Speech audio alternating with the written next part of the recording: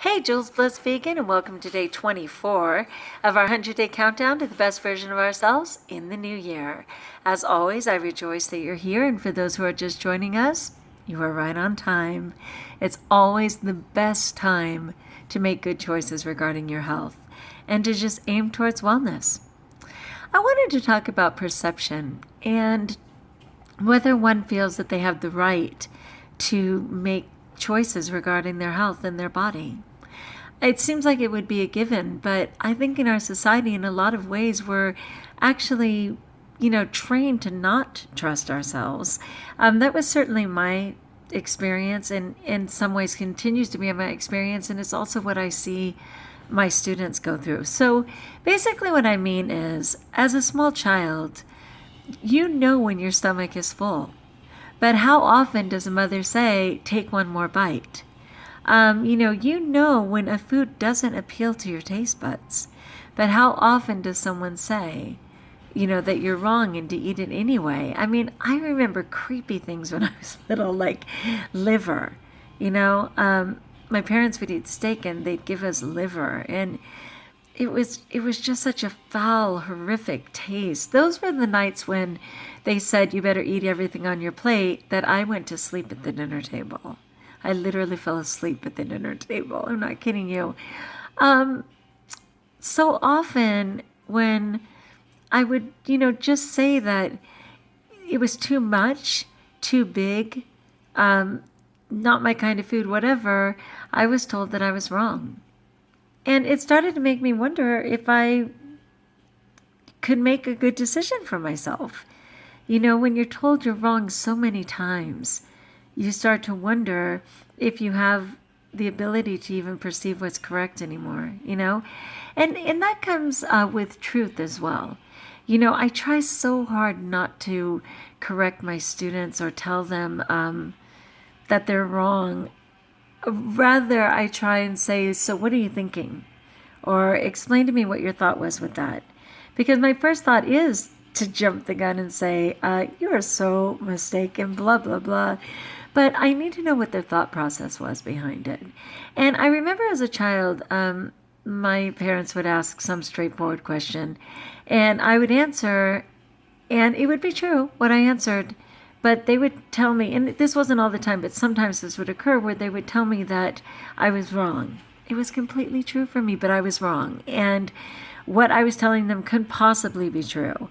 So then finally I was like, okay, I would have to kind of think for a moment, so what do they want to hear? And I'll tell them what they want to hear, and then, okay, I guess it'll be okay, And it's like, it really got me to not trust myself. So now, seriously, what I go through now is when I eat, I can't tell when it's enough. I mean, forget all the physiology, physicality, all the reality behind the health, because I know there's reasons that the body doesn't become satiated and la la la, but I'm not talking about that.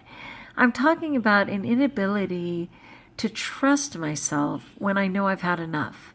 Like, I still go through that. I still eat 5 more bites, like just in case, like there's, some almighty parent, telling me how much I need to eat or to eat more.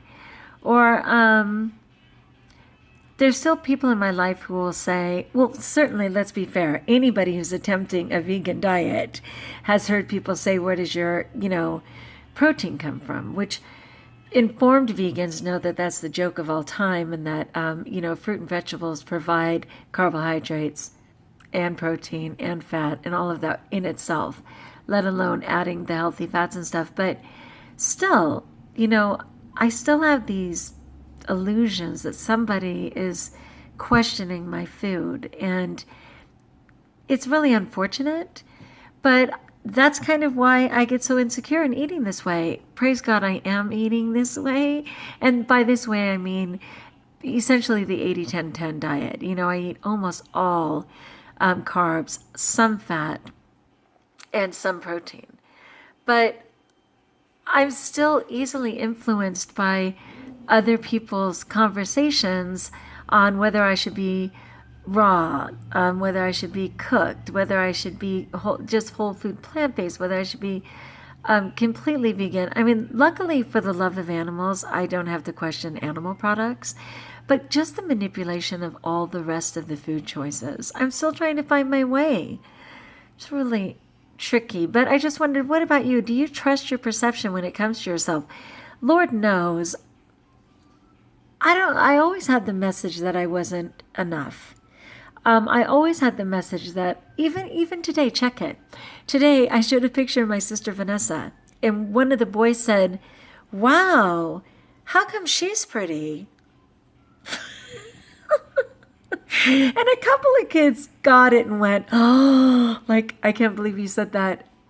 And I said, "Oh, I have pretty people in my family. You know, she's just a pretty one." Right? Like, where do you go with that? That kid doesn't need to think I'm attractive, but it brought out every insecurity I have about going, I've never been attractive enough. I've always had beautiful people in my family, wasn't necessarily one of them. I've always had tall, thin people. I mean, like Tanny Raw, you know, that sister is 5'11", and she even ran for like Miss Seal Beach. I mean, she is beautiful for sure. But part of the difference was she always had confidence. And so even when I was beautiful, I didn't have confidence. And whether I become beautiful again, I don't know. There's nothing more beautiful than confidence, right? Even unattractive people who radiate confidence get the crowd over some insecure beauty in a corner, right? So anyway, I'm just trying to find my way, but that was just classic. Same kid who gave me the butterfly ring yesterday, though, let's be fair. Okay, so peace be with you, and until we talk again, like if you like, comment if you will. I'd love to respond to you. Join us if you haven't. Be good to you. Stay vegan, or whatever your program is, the best version of yourself. And until we talk again, be blessed.